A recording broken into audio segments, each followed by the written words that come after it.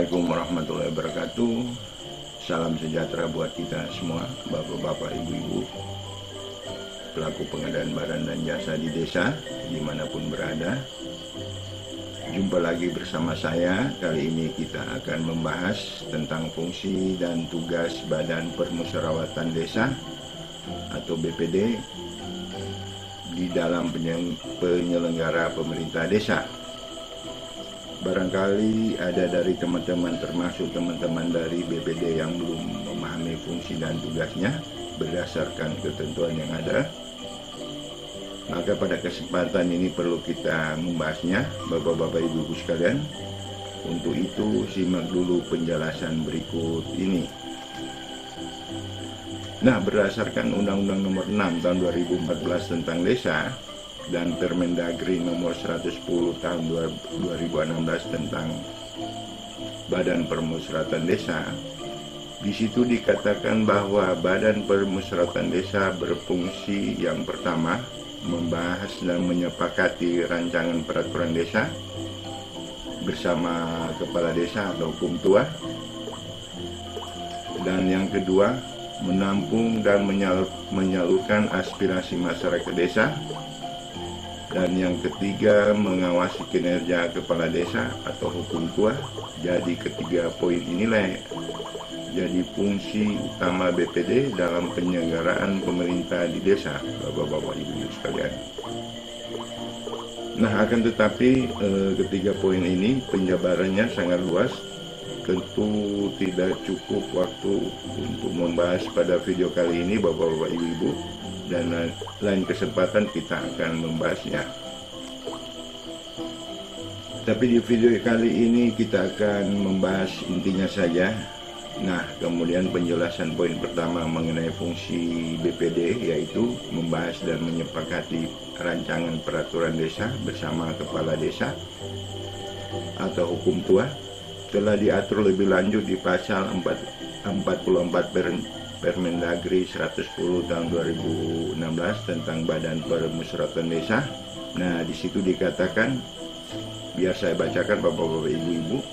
Yang pertama, BPD dan Kepala Desa atau Hukum Tua membahas dan menyepakati rancangan peraturan desa yang diajukan BPD dan atau Kepala Desa, Hukum Tua atau Hukum Tua. Yang kedua, pembahasan peraturan desa diselenggarakan oleh BPD dalam musyawarah desa. Yang ketiga, rancangan peraturan desa yang diusulkan Kepala Desa atau Hukum Tua dibahas lebih dahulu dalam musyawarah internal BPD paling lambat 10 hari kerja terhitung sejak rancangan peraturan desa diterima oleh BPD. Yang keempat, pelaksanaan pembahasan rancangan peraturan desa antara BPD dan kepala desa untuk pertama kali dilakukan paling lama 30 hari sejak pelaksanaan musyawarah internal BPD.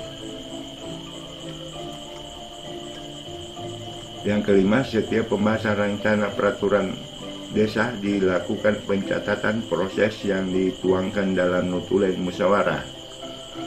Berikut di pasal 45 ayat pertama dalam hal pembahasan rancangan peraturan desa antara BPD dan kepala desa tidak mencapai kata sepakat, musyawarah bersama tetap mengambil keputusan dengan disertai catatan permasalahan yang tidak disepakati.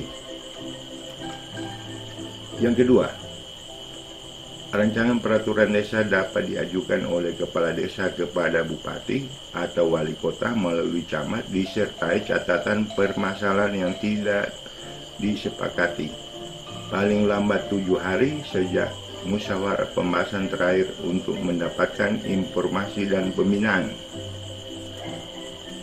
Yang ketiga, tindak lanjut evaluasi dan pembinaan dapat berbentuk yang pertama, penghentian pembahasan, atau yang kedua, pembinaan untuk tindak lanjut pembahasan dan kesepakatan rancangan peraturan desa. Kemudian yang keempat, tindak lanjut pembahasan kesepakatan sebagaimana dimaksud pada pasal 3 huruf B tadi,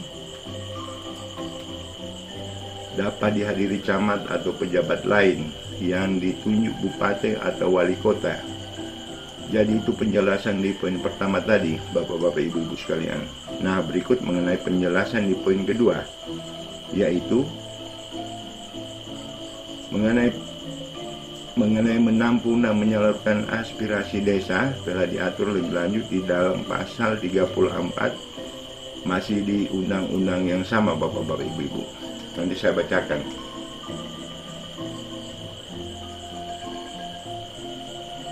Di ayat pertama dikatakan, yang di pasal 34 ayat pertama, pelaksana kegiatan menampung aspirasi masyarakat dilakukan di sekretariat BPD. Yang kedua, aspirasi masyarakat sebagaimana dimaksud di ayat 1 diadministrasikan dan disampaikan dalam musyawarah BPD. Apa artinya, Bapak-Bapak Ibu? Setiap aspirasi masyarakat tetap diadministrasikan di dalam sekretariat BPD, lalu kemudian disampaikan dalam musyawarah BPD. Baru setelah itu aspirasi masyarakat tersebut yang telah dibahas di musyawarah BPD baru kemudian disalurkan kepada pemerintah desa, baik dalam bentuk tulisan maupun dalam bentuk lisan. Jadi begitu Bapak-Bapak Ibu penjelasan mengenai poin kedua tersebut. Nah, kemudian yang ketiga, mengenai penjelasan yang ketiga tadi adalah tentang pengawasan kinerja kepala desa atau hukum tua. Nah, hal ini telah diatur lebih lanjut di dalam pasal 46 masih di undang-undang yang sama. Nah, di situ dikatakan, biar saya bacakan ya. Pelaksana pengawasan terhadap kinerja kepala desa atau hukum tua dilakukan melalui yang pertama, perencanaan kegiatan pemerintah desa, dan yang kedua, pelaksana kegiatan, dan yang ketiga, pelaporan penyelenggara pemerintah desa. Nah, bentuk pengawasan BPD yang dimaksud adalah berupa monitoring dan evaluasi, dan kemudian berikut di pasal 47.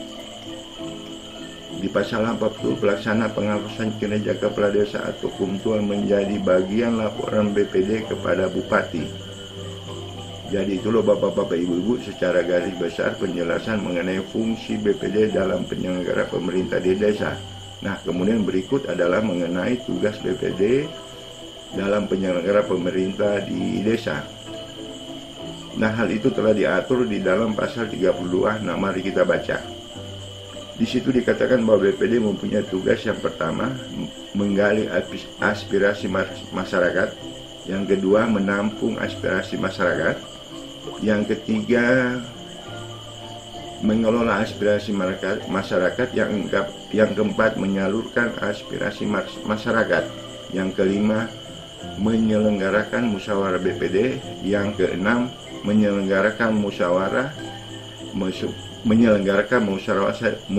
desa, yang ketujuh, membentuk panitia pemilihan kepala desa, dan yang kedelapan, menyelenggarakan musyawarah desa khusus untuk memilih kepala desa antar waktu, yang kesembilan, membahas dan menyepakati rancangan peraturan desa bersama kepala desa atau kuntua, yang kesepuluh, melaksanakan pengawasan terhadap kinerja kepala desa, yang ke-11, melakukan evaluasi pelaporan keterangan penyelenggara pemerintah desa, yang ke-12, menciptakan hubungan kerja yang harmonis dengan pemerintah desa dan lembaga desa lainnya, dan yang ke-13, melaksanakan tugas lain yang diatur dalam ketentuan peraturan perundang-undangan. Jadi kurang lebih seperti itu Bapak-Bapak Ibu-Ibu penjelasan mengenai fungsi dan tugas BPD dalam penyelenggara pemerintah desa. Jadi saya kira demikian penjelasan singkat, semoga bermanfaat. Salam desa.